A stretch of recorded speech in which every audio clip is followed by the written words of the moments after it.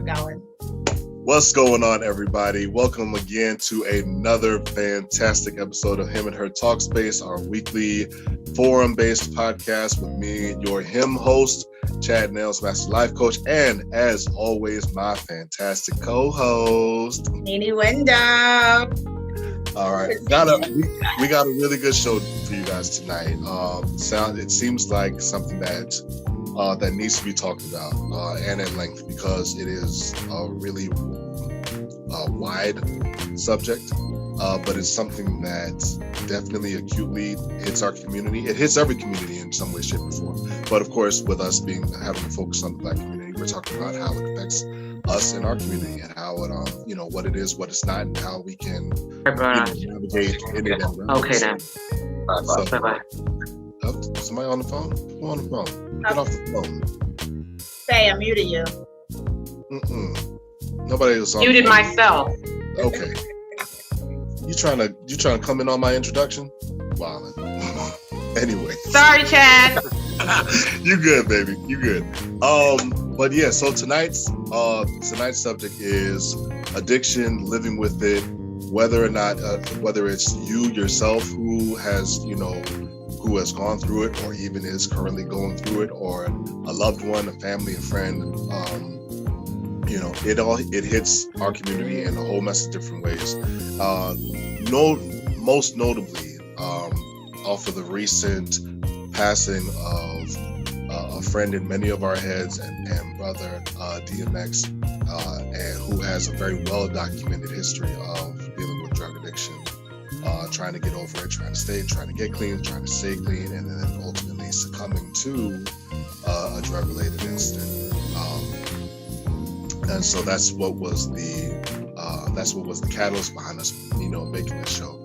But even in us sitting down and talking about it, we had to look at the reality of it and say that, while that's the one that a lot of people usually gravitate towards in terms of, when we think of addiction, we automatically go to drugs, or we automatically go to alcohol. But addiction can come in a whole mess of forms. It can come in the form of food. It can come in the form of, shopping. It can come in the form of sex. It can come, of course, drugs. It can come in the form of, thrill seeking. It's anything that produces this need to just aggressively go after it to the point where it causes our lives to go out of balance. So we're gonna get into it tonight. So as always, we just open up with the first broad question. When you hear that word addiction, and this is going out to the talk space, to the forum here, when you hear that word addiction, what's the first thing that comes to mind with you guys? All right, you can take microphones off. We are checking the chat. So I know for me, the first thing that comes to mind is I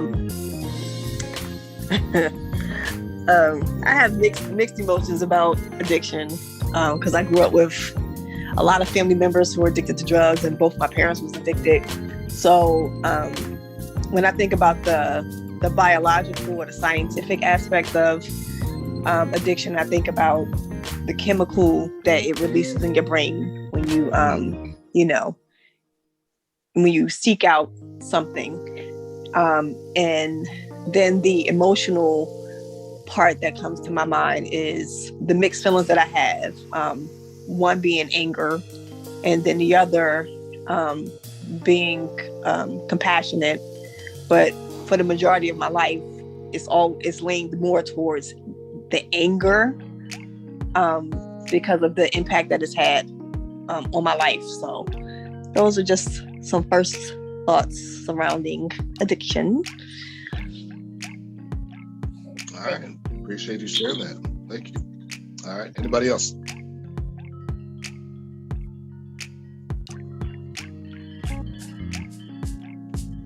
Well, for me, again, addiction is just addiction, regardless of what it is. So for me, it was shopping.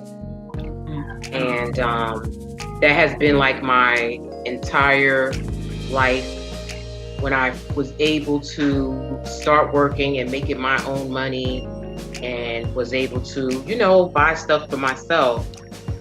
Because my parents, I couldn't look to them, like, just very old fashioned. And it was like, you just had to, and plus they couldn't afford it too. So it was like, satisfied with what you have and blase, blase. But anyhow, as I got older and was, really working, I was just really spending my money like terribly, like for years, to the point it just got very, very bad. That not only my actual money, even applying for the credit cards and running those up, and it was like to satisfy something, and I must say, I relapsed recently, back during Black Friday it was. So and I go through those moments of relapse. I can be doing well for a while, and then it could just be something like a few years ago, was, working on like my master's, working on that paper, and I was just so overwhelmed with work, doing the paper, and it was just something to do. And I charged up so much money, it was just unbelievable. Like I ran the credit cards up so bad. And it wasn't until I called, checking the balances on my card, I was like, dang, I did that from October till November. And then it's usually kind of like around the same time every year I'll do it, kind of close to around those holiday period that I'll do it. And, and I began hoarding, buying clothes constantly, knowing what I have clothes already. And then it wasn't like, and this is the thing about me, I will wear the same thing every day. It's not like I always switch up my clothes, especially now that we're doing remote. I got the same thing on I wore yesterday. No, and I have clothes that have tags. It's like just to have it. Hoard. Right. Hoard. Just Catface Junior, you know what I'm talking about. I get it. So many stuff that I can just give away. It's sickening. So like now, it's been like a few months now. I think the biggest, when I was just like not doing it anymore, once again, is like at times I'll do it, at times I don't. Like, so I bought a house. Well, we bought a house in October of last year. So up until that point, I did very well because I had no other choice. I was saving, and I had money. I wasn't really living paycheck to paycheck, and just also trying to clear up that debt. So there was months where I was not even spending any money. So it goes to show you that I'm able to discipline myself when I choose to. Now I ran up the credit cards, not as bad as I did years ago, but even so, it's like I'm back to square one. It's like, really? So, I used to run the Target all the time, the mall, Walmart, all the stores. And now I'm just laying low, and I just say to myself, like, do you need it? If you don't need anything, because you have all that other stuff. And it's like, for what? And I was attending a church, and they had like a recovery group. And it was unique because I was the only one in there that spoke of, had my testimony. Everybody else, it was, drugs and alcohol and so forth. And I had to let them know, because they would say, why are you here? I was like, because I have an addiction problem. I had to acknowledge it and call it what it is. And it's serious, because it can just put you in a bad place and bring your family down with you as well, And it's like, really, I'm busting my butt 5 days a week. And this is when I calculate where all my money's going, it's into credit cards. Even now as I look, I'm surprised I have a little money in the bank.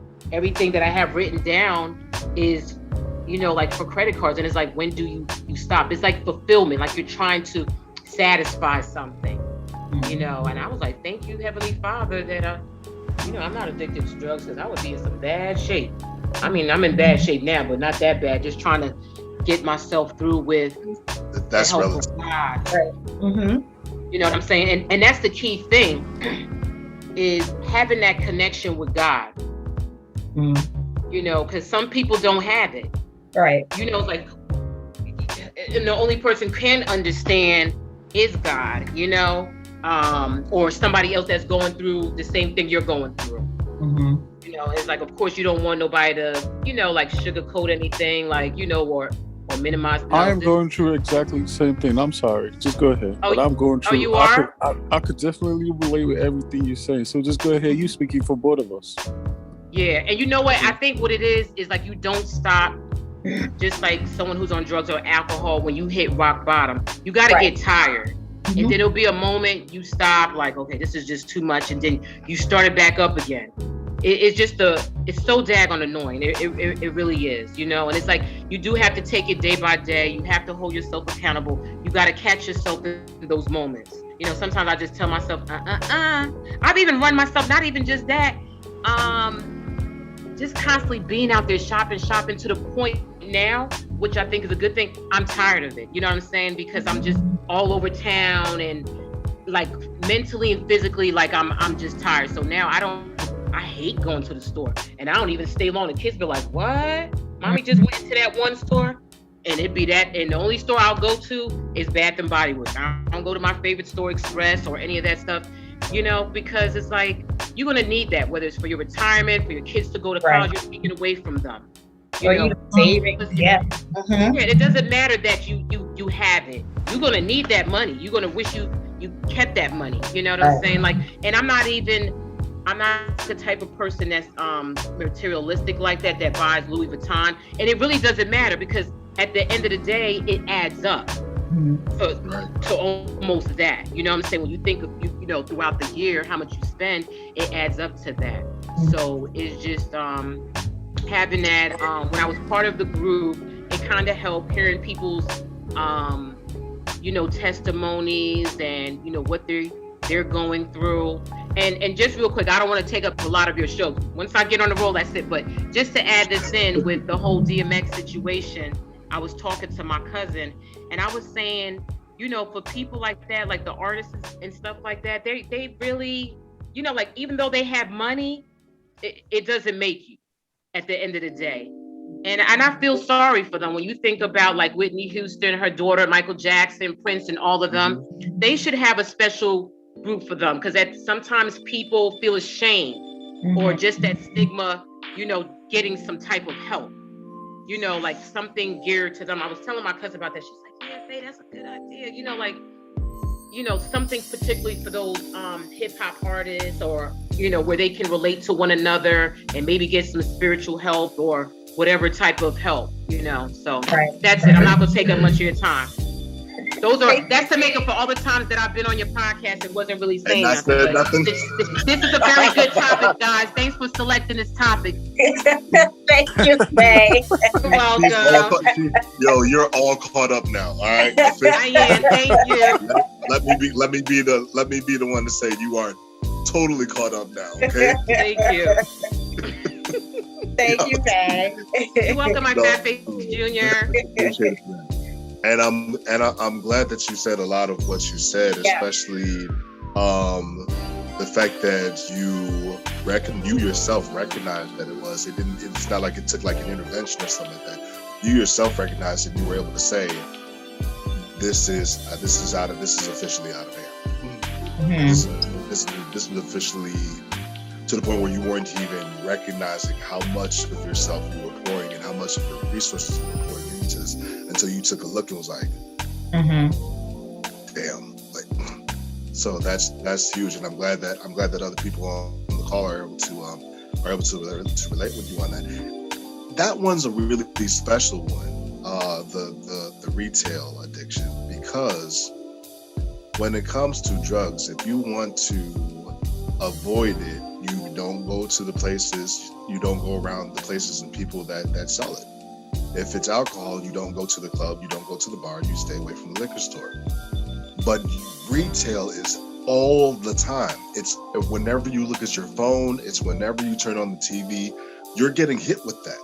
Oh wow, that's you know, and you'll tell yourself no, and then you know, the way social media is, they'll hit you with the stuff that they know you like.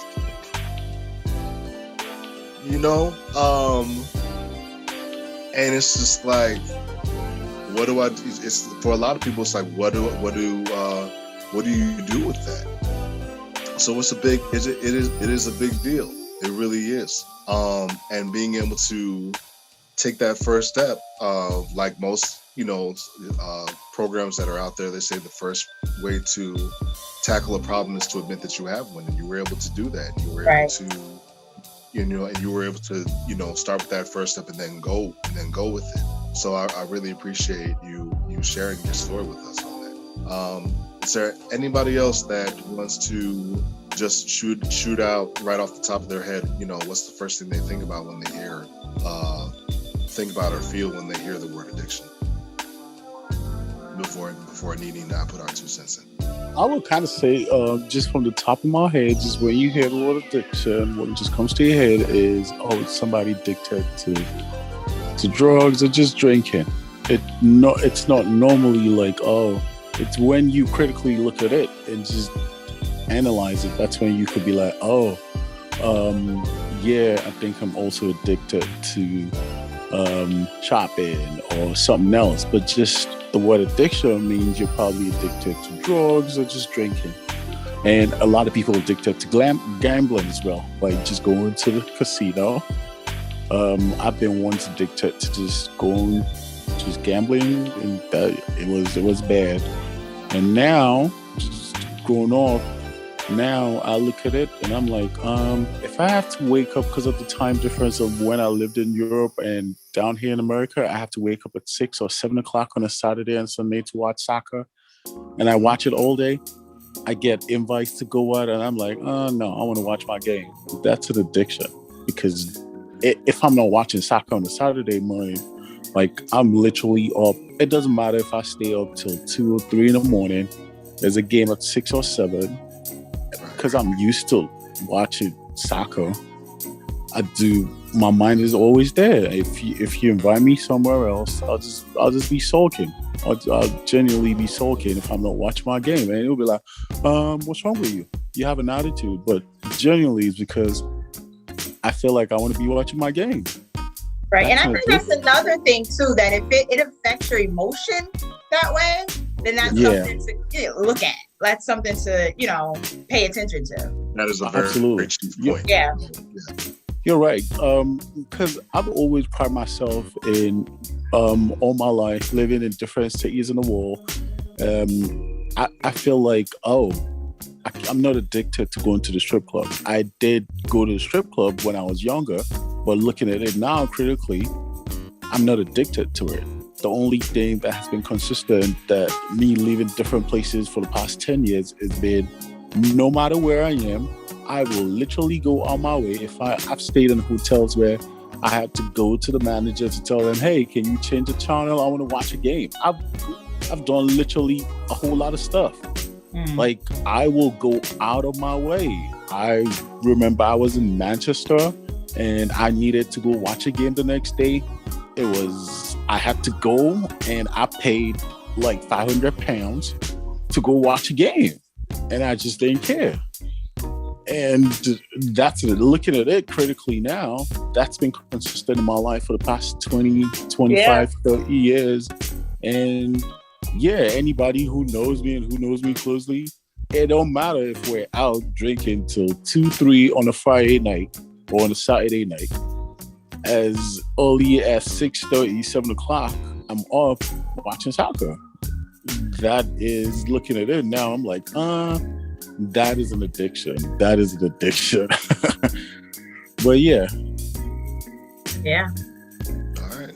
I'll take that. Thank you for sharing. Thank you for that. Thank you for bringing up that wonderful point, that wonderful indicator point of addiction, where the absence of it causes you to be off. That is another major thing. And of course we're here. We have the forum up, so we're speaking. You're right. You're right. As brothers and sisters and so on. So, but we're also speaking from, from our psychological, experience, and that is one of the key elements of it, where it is chronic, where you actively pursue it, and where the absence of it causes absolutely causes you emotional pain. Like, if you invite me out, like, hey, El Boogie, can we go drinking? And it's a time that I want to watch soccer, but I can't say no to you. If we're out, my mind is there. I'm constantly checking my phone. Now I have different apps on my phone that I paid for. It's costing me a whole lot, but I could literally log in and watch my game, watch soccer anywhere that I am. So even when we're out drinking, I could be on a table, round table with men, just drinking, boys out, boys night out, but I'm still watching my game. I've been at a party before, or I've been at a strip club a couple of years ago, 10 years ago, and a game was on, and I was watching the game, and they were like, what are you doing here? So, Because you were watching the game the whole time. Exactly. Right. So even when it causes you to miss out on what could be considered normal interactions, that is another one. Y'all just hitting all the points. Y'all know what y'all talking about here. Thank you. Yeah, absolutely. Go ahead, Tina. I see your hand. Tina. Go ahead. Hi, everybody. Happy holidays. Hey, Hi. happy belated birthday. Last week was Tina's birthday. Thank you, Right. guys. Happy I'm belated. 14. Happy birthday. Hello. Thank Okay. you. Thank you.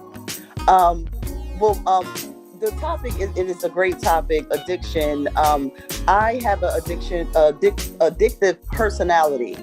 Anything that I try, do, like, enjoy, I'm going to keep doing it. And I think the key is with me is I have to learn that about myself. Someone else said that. So I know, not to take the things overboard. I've been addicted to coffee. I've been addicted to social media. I've been addicted to shopping. I can go on and on and on. I've been addicted to everything that's basically legal for me to do, but I actually had to recognize it to stop. Like, I wouldn't function without drinking coffee in the morning, where it came to a point like, well, you're going to let this coffee have more control over you? Like, you're really going to have a bad day if you don't stop by this mall coming from wherever you're coming from, Virginia, or this new mall. That's like an adventure to me. If I'm in a different state and a different city and there's a new mall, I have to hit that mall up. And, so it was with social media. It like started off with being boredom. Instead of reading a book or doing something productive, I'm sitting on, I don't know, TikTok or, Instagram, looking at people that's living their lives, doing something constructive, but recording it. So I just think, and a lot of people I didn't notice that I had the issues a lot of times until, someone said that, like, wow, you spend a lot of money on shopping, or wow, you have a lot of clothes. You drink coffee every day? And I'm like, yeah, I do drink coffee every day. Well, why do you drink coffee every day? And I'm like, I don't know why I drink coffee every day. And then one day I tried not to drink coffee every day. I had, it seemed like I was going through withdrawal from drugs. I had a headache. My stomach was turning, I was sweating. I was halfway cursing people out at work. So I just think the key is just the know yourself, Yeah. I would never try like any kind of drug or whatever, because I know if I like it, I would have a difficult time stopping. And that's good self-awareness. Yeah. That's all. Appreciate that. Thank you for sharing. No, thank you for bringing that up. I'm hearing the language like, I have to go to the mall, or, for the gamblers, I have to go to the casino. I have to be at that slot machine, or, for me, growing up, like early adolescence through my teenage years, soda. That was my, terrible. Really? I could take soda down by the case. It wasn't even just like one for every meal and stuff like that. I would really, like, if I had a few dollars, it wasn't even just going to get one. I'd go get a case, and that case wouldn't make it through the day. So it was insane. It got to the point where that, the acne was happening. Then that's causing me stress, but I didn't want to stop. And until it got to the point where I was just like, okay, I can feel it now. Like, it got to the point where I could really, like, acutely feel the sugar rush from it, and then I could feel myself coming off of it. And I was just like, yeah, Pepsi, Coke, didn't matter. It was all the same to me. It was Pepsi, Coke, Dr. Pepper, Sprite, you name it. Didn't matter. Didn't matter. As long as it fizzed and it didn't taste like water, I was drinking it.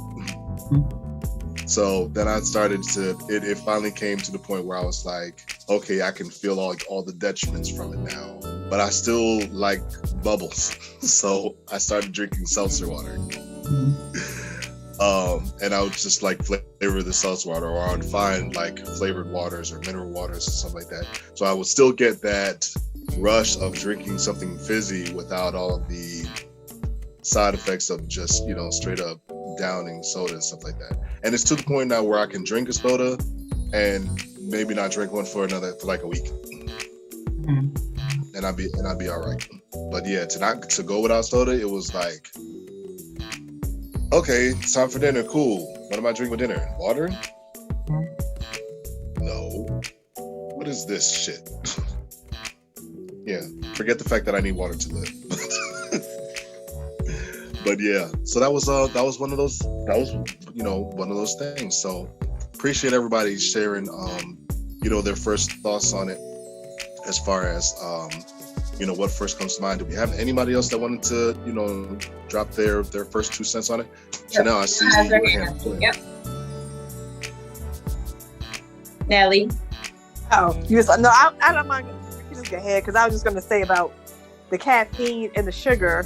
I know caffeine is definitely listed in like that book that lists, you know, addictive substances. So I know caffeine is in there, and I've heard about, you know, sugar being one of them too. So they both are definitely considered addictive substances.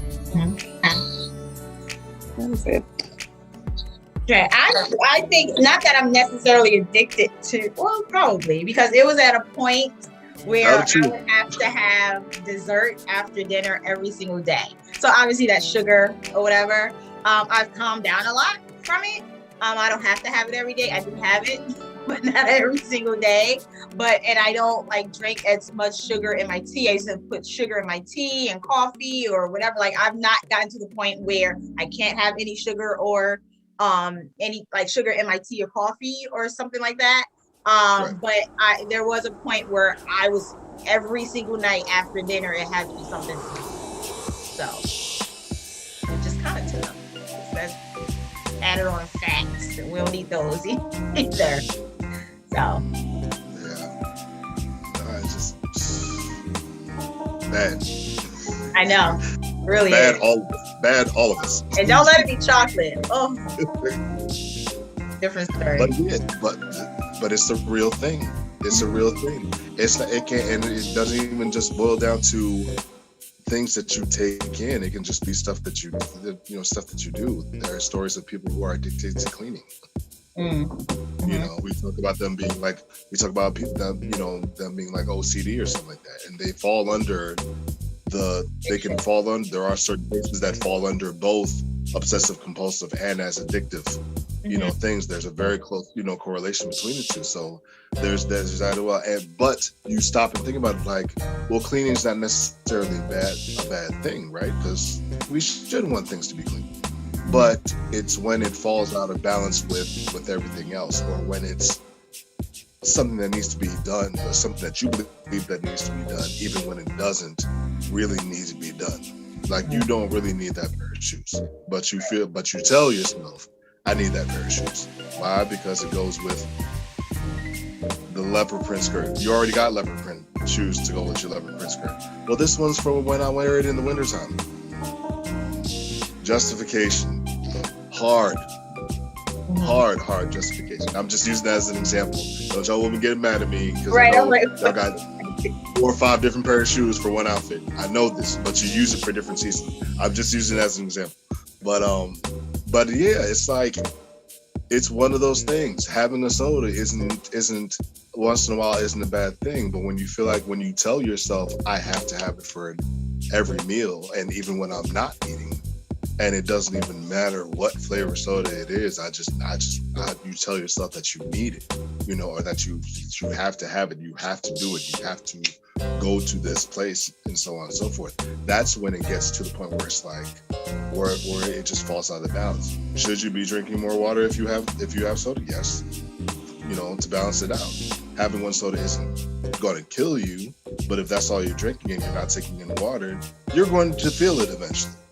You know, going shopping, all of us need to shop, right? Because none of us is sitting there at our houses making everything that we need. So we have to go and get the stuff that we can't make at home. you know. So going shopping in and of itself isn't bad, but if you are doing it to the point where you are going beyond what actually needs to be done, and then into the perceived need to do it, then it's like, you know, that's when you like our speaker said earlier, when you go and you look at that bill and then you realize, oh shit, look at what I did. Did I really need to do that? And then you're able to logically say to yourself, no, I didn't need to do all that, but I did, and now I realize that it's an issue. All right, so that's kind of crazy. You guys are so good with this stuff. You guys kind of already answered our first and second point in your first shot. So I love y'all, but I also can't stand y'all. Yeah, and Chanel has some more input though. All right, let's hear it. Yeah. I wanted to make a distinction because, I mean, I think this is important because a lot of times we use the word addiction a lot, and sometimes we may be really talking about a compulsion. And what brought this to my to the forefront of my mind was when you was talking about obsessive OCD. Yeah. And compulsive behaviors can lead to addiction, but it doesn't mean that it's an addiction. So the difference between addiction is the end result. So for compulsion, you experience a sense of relief when you do something. So a person may be compulsively washing their hands, and they feel compelled to do it, and then they have a sense of relief once they do whatever that thing is, what behavior is. And then with addiction, the end result is pleasure, and that pleasure leads to the majority of the time that those behaviors lead to negative consequences like health issues, financial problems, legal things, and DMX, becoming deceased.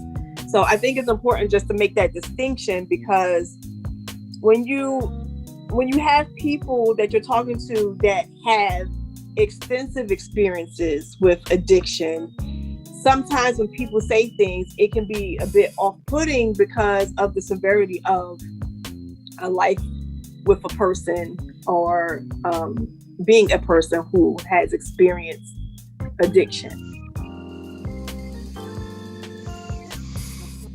Too true. Mm-hmm. Too true. And I appreciate you you making that distinction, that absolute distinction. And you are absolutely correct. There is while I was saying that there can be some correlation between the two, they're absolutely not one and the same. Absolutely not. So you're absolutely right. And to distinguish, I just want to put my 2 cents in as well, to distinguish between the two, to know, if you're suffering just from a compulsion or if it's an addiction. A compulsion is more of an urge to do something. So going out to check your locks or something. You have that urge to check the locks to make sure everything is shut or whatever, as opposed to versus a need. So I need to do this in order for me to feel better. Like I need to, it's not just it's a urge versus a need, if that makes sense. To distinguish the two as well, I think is helpful. I think that helps. Yeah. I think that definitely helps. Yeah. So we kind of talking about, so when we talking about addiction, so we talking about, because when someone who's going through like a gambling addiction, or going to the strip club or something or drugs or smoking, if you come to them and you say, oh, I'm addicted to shopping, they'll look at you and like really? Because well, if you what I'm trying to say is probably not shopping. If you come to them with something else, I think I like what she said.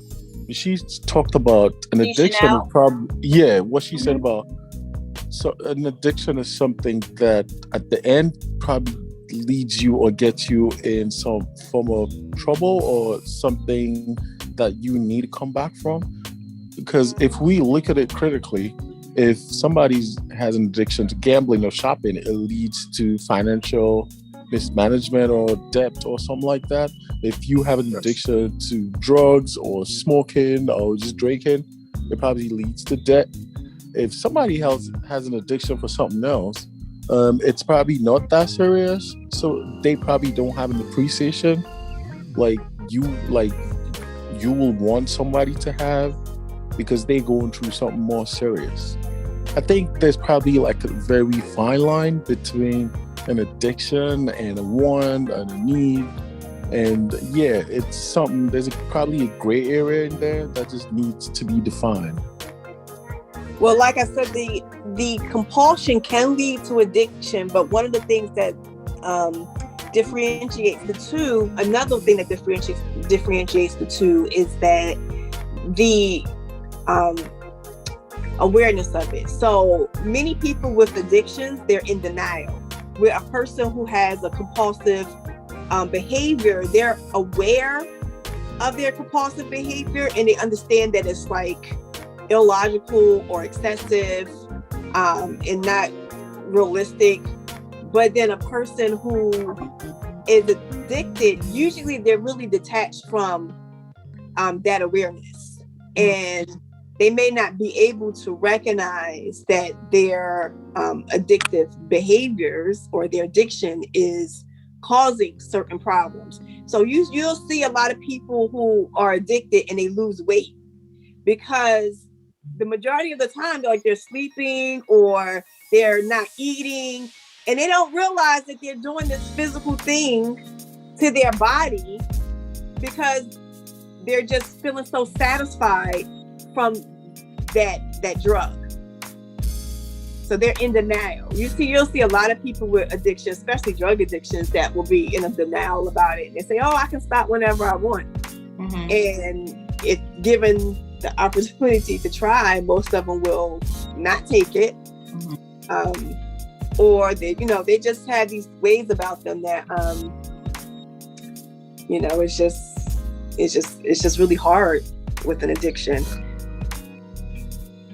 But I think also that goes along with compulsion as well, because with the compulsion, there's this thing where you have the urge to do it, and it may be causing harm, or like for a hoarder or somebody like that, like where you want to not be this way, but you still do it, but you feel compelled to do it because you feel compelled as a hoarder that you don't have enough, or you don't want to give it away because whatever that feeling is going to give you, which is similar to an addiction where you have to get up at 2:00 or for example, when we went into this pandemic, where they still allow the liquor stores to be open and people will wake up and wait in line. They needed to wait in line for the liquor store to open because they needed to fill that need, that whatever was causing them, whatever pull they were having to get up to stand in line for the liquor store to open is still. So I think it's a very thin line between compulsion and addiction, like you said. But then what is that tilts over? Like what is that thing that brings you from compulsion to addiction? Because they're very similar.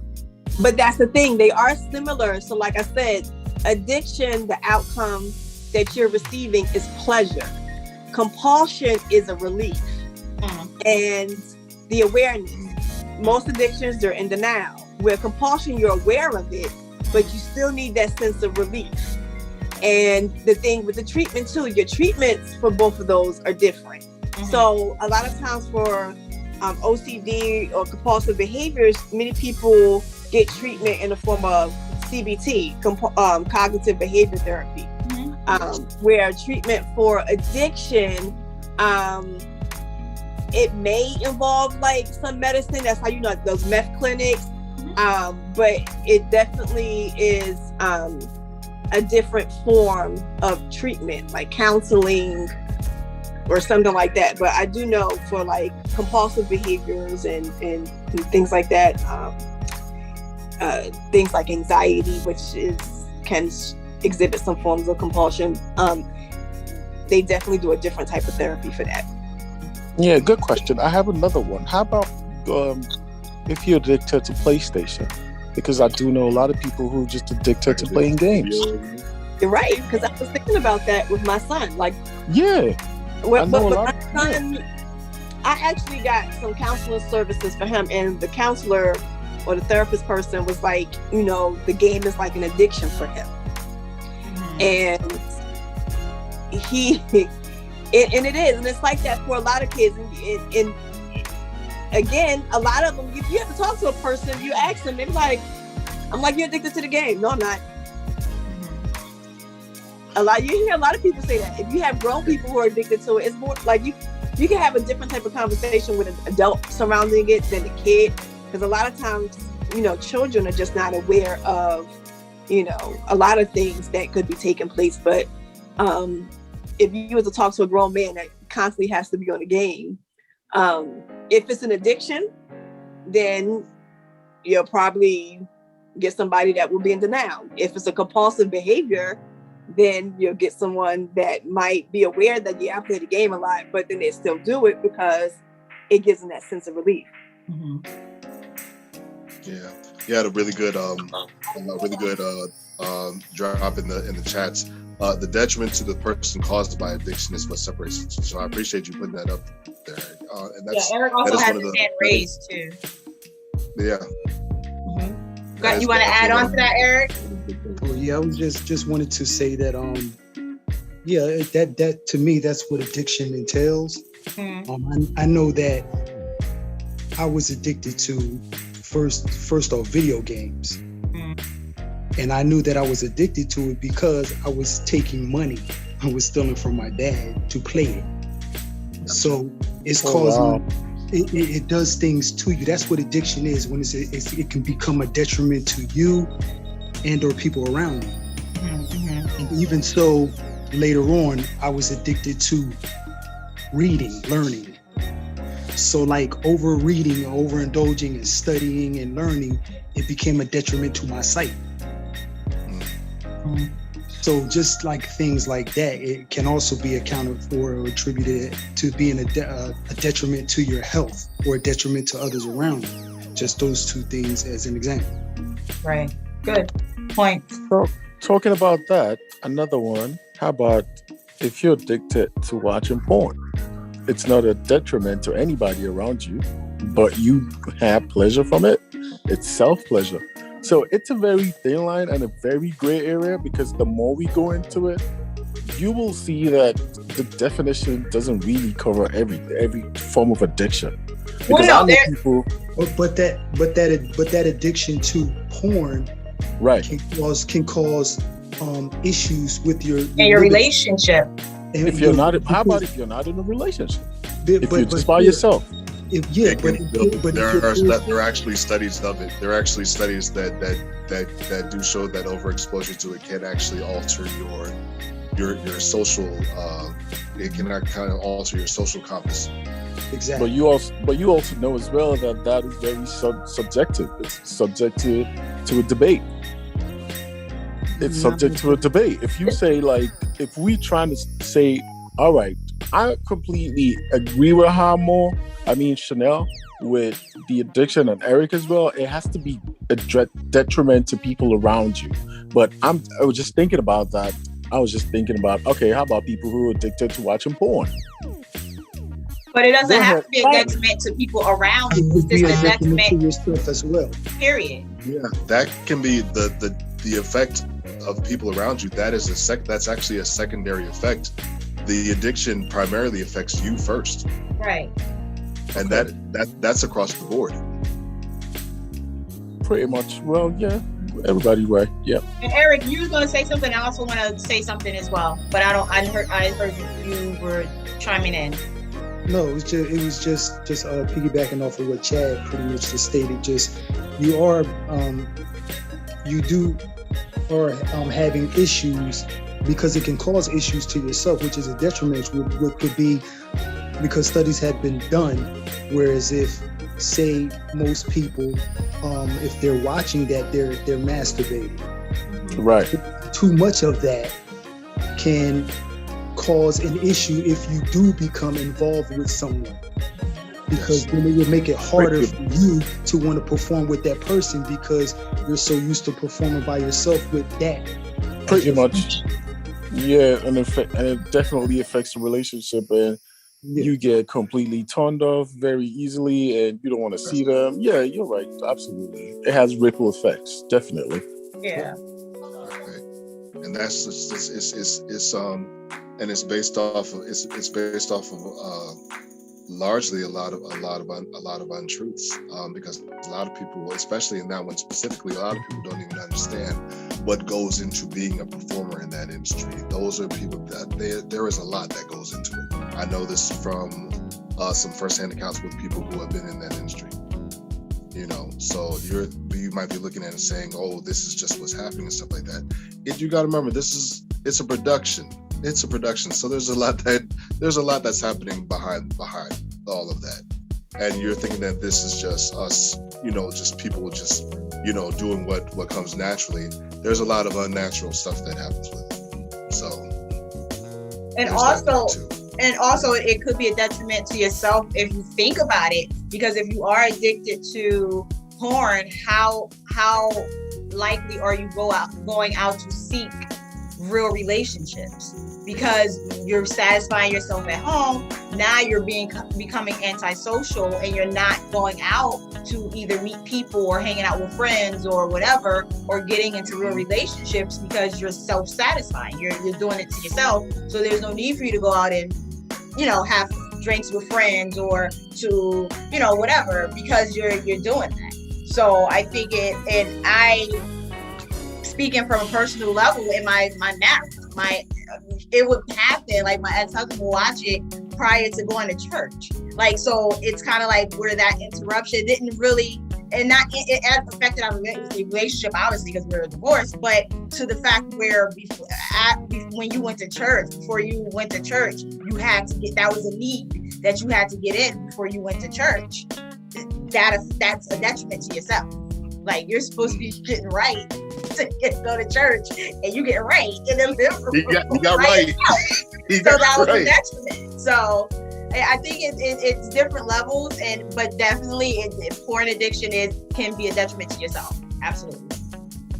Yeah. So we've spoken on a majority of the key issues, where it is pervasive, where it's chronic, where it does end up unbalancing your life in some way, shape, or form. It doesn't always have to be that it causes something medically. It can be detrimental financially. It can be detrimental socially. It can be detrimental emotionally.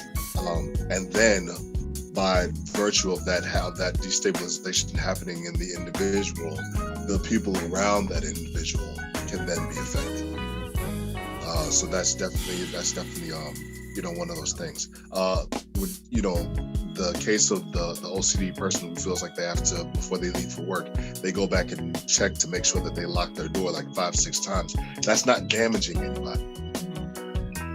That's not damaging. It's not damaging them. It's pervasive, yes, but it's not damaging. The only way that could be happening is if it's so acute to the point where they are then suffering professionally because they're not getting to work on time, because they spent a half hour going to the car and being worried about whether or not they locked the door, and they spent a half hour going back and forth between the car and the door before they finally got in the car and went to work.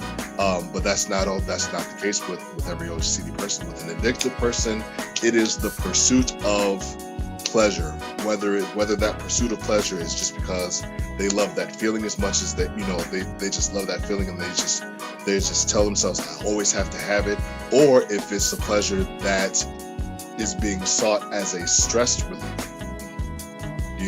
That is where we get that term retail therapy from, because there is this pleasure effect that says, oh, I had a bad day, let's go to the mall. I had a bad day, let me order some stuff to make me feel good. Gotta play that next hand of blackjack. This hand's gonna make me feel good. And it is proven. It is proven. I have literally gone to casinos. When I get that hand, if anybody knows blackjack, and you get those, you get that pair and whatnot. What do you do on a pair if it's like a pair against like a 6 or something like that, right? You split the pair. Why? Because there's an opportunity for you to make even more money. And let's say on that split, the next card you got was another pair. So what do? You're looking at this and you're like, oh, fortune, this is good luck. And your brain is pumping all types of feel-good chemicals, feel-good hormones and chemicals into you. So it influences your decisions. So what do? You split it again. God forbid you don't win any of those splits. Tanks. But not so far to the point where you say, I'm gonna get up from the table. What do? You say, oh, I loved how that, it's somewhere in the back of your head, you say, oh, I loved how that feeling was. I'm gonna play another hand, I'm gonna get it back. I'm gonna chase my losses, I'm gonna get it back. Right? So it's the pursuit of the high. It is the pursuit of the high. That's why they call it a high. Because it's this perception of being lifted up. It's this perception of feeling, quote unquote, better than what you did. And some people make this, some people are either through precondition or through a preconditioning or through circumstances, they chase that. And that is the linchpin of the addiction. It is that chase. And what happens as part of the cure for that is to have them understand, one, moderation, that in a lot of the cases, maybe not for illicit drugs per se, but in a lot of the cases, what they're doing, if done in moderation, wouldn't be causing the turmoil, wouldn't be causing the stress or exposure to other ways of managing their high. So that's the long and short of it, really. When you hear things along the lines of it being a mental abnormality or a mental issue or a mental condition and so on and so forth, what do you guys say to that, as far as whether or not you agree with it or not, and what's some of the background behind why you feel the way you do about people saying that it's like it's this mental thing?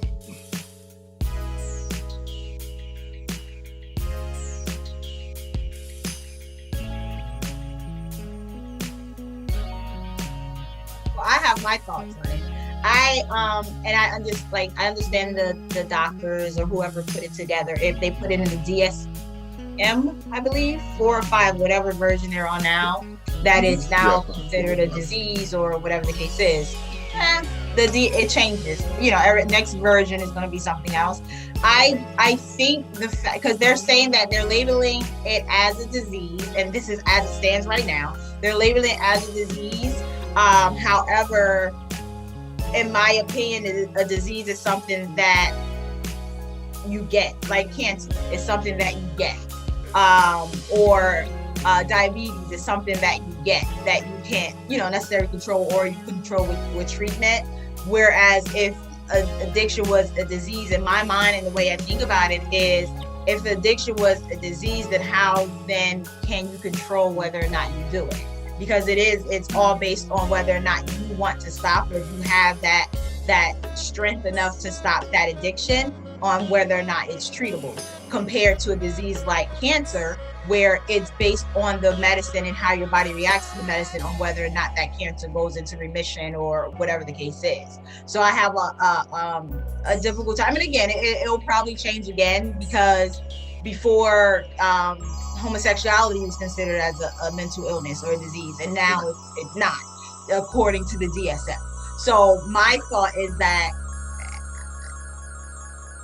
I don't know if it's a disease, because a disease is something that your body creates, that something happens in your body that then requires treatment, whereas addictions are more so starting with you making a decision, and then that decision rolling out of control.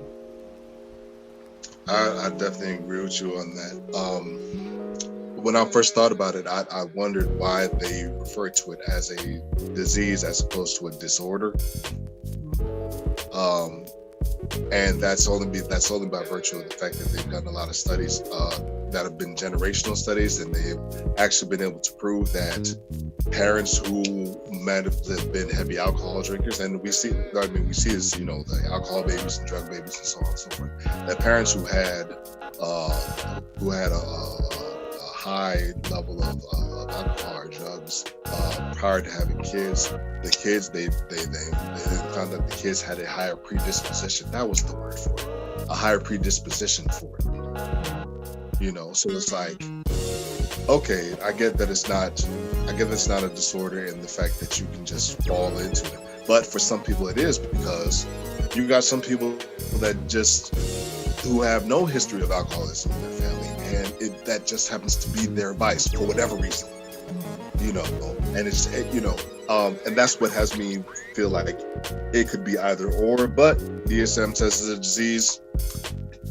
I only half agree with it. I mean, it's a disease. So yeah. Now understands, yeah. Okay, DSM people, right? Any other thoughts on it, on whether it's a disease, or any other thoughts on what it may be or what contributes to it?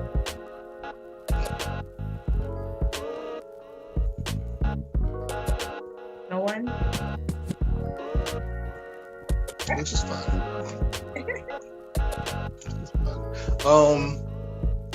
Probably would be our next to last question, I suppose. What are some? We've already kind of touched on it a little bit. What are some ways that we think of or know that can help to address it, especially in our community? What are some ways that we can do to address it?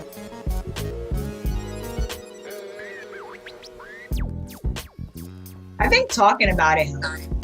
I think having self-awareness is the number one.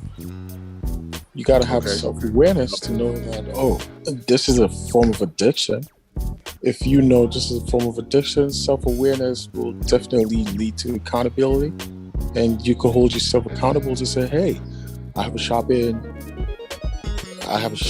addiction. I watch this, I go here, I drink too much. Having self-awareness leads to accountability, and you can hold yourself accountable and say, hey. So for me, the number one step, that's how I've been able to keep every of my addiction in check, because I definitely wouldn't say, I'm addicted to watching soccer, I'm addicted to shopping, I'm addicted to going out, and 10 years ago addicted to all that, trying to go out and do stuff so differently. Now I have a different mindset to it, and the first step was me having an awareness, and then I'm able to hold myself accountable and say, hey, I am not invested in this relationship because I want to watch soccer. That's the number one thing that gives me joy. Like, I would rather watch a game of soccer than be talking to my girlfriend back then. So having self-awareness leads to accountability, and I think pretty much that's it. Good. Yeah. I think that self-accountability is definitely, like we had talked about earlier, definitely being one of those crucial first steps. I think Faye mentioned going to a group, and you know what? I don't care if they didn't think that your addiction was an addiction. You went to a place where there was a process, in place that you believed was going to help you, manage it. Or navigate yourself out of it, and get back to a place of moderation with it. And that's another big thing, I think, especially for our community. It goes on as kind of like this silent killer, especially when it comes to the substance addictions, where it's food, drugs, and alcohol. Being able to have that accountability with other people, like going to a group, or like having somebody that you can go to and be like, hey, I'm feeling like I need to do this, and they can kind of like talk with you through it instead of you just being on your own. And I think a lot of people go through that issue of feeling like they're by themselves in it. You know, like, oh, this is my issue. Oh, I'm ashamed, I'm embarrassed, and this, that, and third. And it's so prevalent. I'll be one to say it out loud. It's so prevalent, it can't even really be something to be embarrassed about, because, like I said in the introduction, it's something that every ethnicity has an issue with, in some way, shape, or form. White people deal with it, Asian people deal with it, Latino people deal with it, Black people deal with it. You know, for whatever it is. And it's not even custom to any of them. Any ethnicity can have an addiction to alcohol. Any ethnicity can have an addiction to drugs. What do we have? We just had this whole opioid crisis that's been happening in the last few years, and that was across the board. Although personally, I feel like that was more of a white people thing, because I don't know people who be going for oxy. I don't know brothers and sisters who be going for oxy like that, you know, or Percocet. Now that it's been more trendy and stuff like that, and you hear it in our music and stuff like that, maybe so. But I know for a fact that white people is like, please give me, I need it. You know, my kids don't want to talk to me, or whatever, for whatever it is, you know. And it got pushed. It got pushed. So really enjoyed tonight's topic, and the feedback was also good. Everybody have a good night. Okay, all right, cool. Appreciate that. Thank you. Oh, I didn't even see you. Hey, Keisha.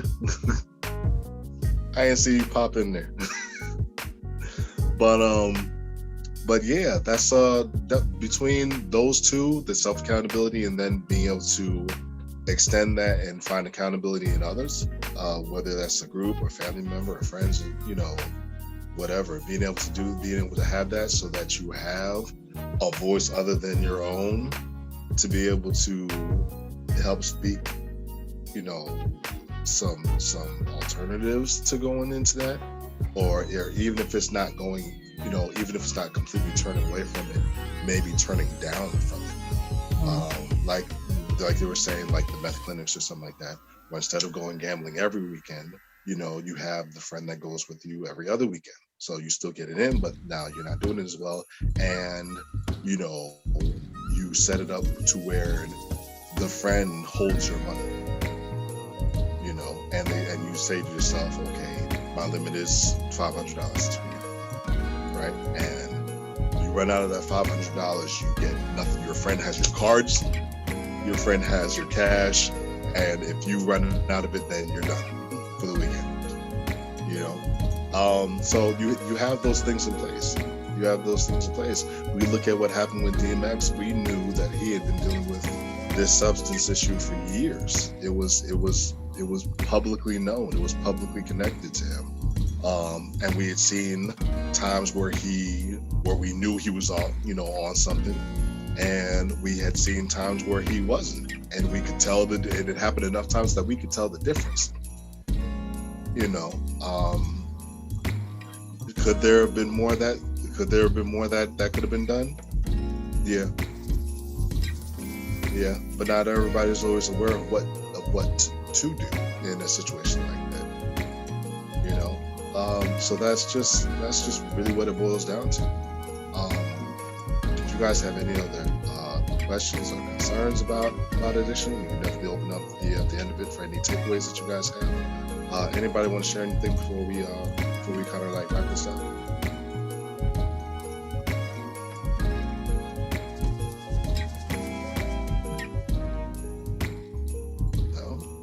No. Did we cover everything? We did good? Oh, yeah.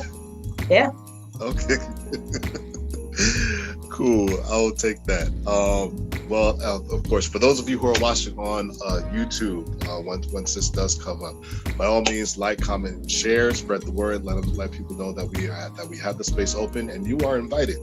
To everybody in the forum here tonight, as always, love y'all and appreciate y'all, and thank you for coming through on this subject. That was massive. We love it when you guys start. We love it when you guys take the conversation from us. I'm gonna just say that I don't think we've ever said that to y'all, but when y'all start going back and forth at each other and stuff like that, not like in a bad way, but when you start, springboarding off each other, we love that. We absolutely love that. So appreciate y'all coming through tonight. We thank you for everybody being involved and sharing their stories. Appreciate you feeling comfortable and safe enough in the space to share your stories here with us.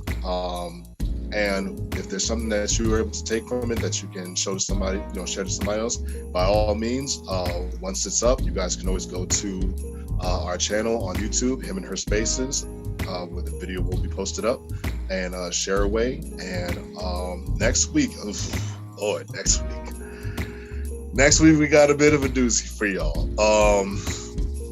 Next week we're actually going to be covering interracial dating.